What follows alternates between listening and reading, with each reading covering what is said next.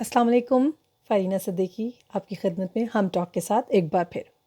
मैं अक्सर देखती हूँ कि ख़वातीन कुछ ज़्यादा तादाद में और हमारे ब्रदर्स कुछ कम तादाद में अपने बच्चों को ये तलक़ीन करते नज़र आते हैं कि बेटा बहुत ज़्यादा बाहर जाके मुसलमान लगने की ज़रूरत नहीं है। हर जगह नमाज़ पढ़ने ना खड़े हो जाया करो।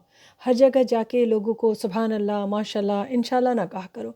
बेटा एक मॉडरेट तरीके से चलने की ज़रूरत है।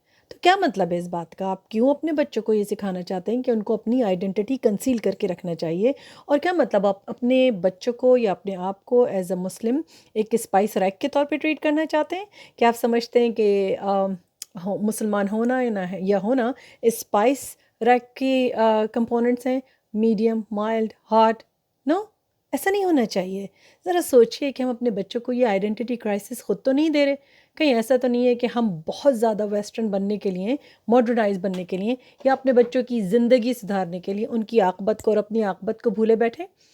आपने एक उर्दू की मिसल सुनी होगी कि कौवा चला हंस की चाल और अपनी चाल भी भूल गया। तो हमें ये सोचने की बहुत सख्त ज़रूरत है एज़ पेरेंट्स कि अपने बच्चों को कन्फ्यूज़ करने से पहले हम ये डिसाइड कर लें कि हम कौवे हैं या हम हंस हैं। तो अगर हम कौवे हैं तो फिर हंसों की तक़लीद करने की ज़रूरत नहीं है, और अगर हम हंस हैं तो फिर कौवों की तक़लीद करने की ज़रूरत नहीं है। तो ज़रूरी है कि हम पहले ये पहचान लें कि हम कौन हैं। अपनी आइडेंटिटी, अपनी मुस्लिम आइडेंटिटी हम पहले से अच्छी तरह खुद समझ लें यहाँ, फिर अपने बच्चों को समझाएं कि हम कौन हैं और क्यों हम दूसरों से मुनफरिद हैं और क्यों हम दूसरों से बेहतर करना चाहते हैं, क्योंकि अल्लाह सुब्हाना ताला ने हमको बता दिया कुरान में कि हमने तुम्हारे लिए इस्लाम को दीन के तौर पे चुन लिया।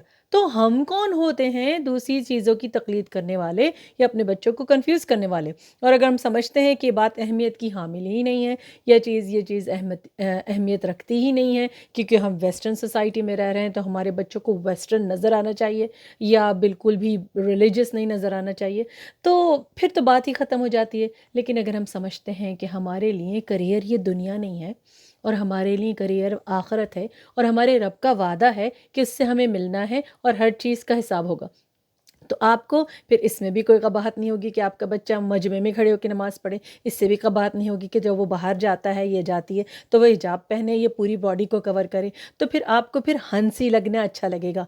तो सोचिए ज़रूर कि अपने बच्चों को आइडेंटिटी क्राइसिस देते वक्त कहीं हम तो नहीं भूल जाते कि हम उस आइडेंटिटी क्राइसिस का शिकार तो नहीं हैं। सिर्फ वेस्ट में रहने से कदरें नहीं बदल देनी चाहिए और पहचान तो बिल्कुल नहीं बदल देनी चाहिए। सोचिएगा ज़रूर, मुझसे लिखते रहिएगा, इंशाल्लाह मैं फिर बात करूँगी। अस्सलाम वालेकुम व रहमतुल्लाह।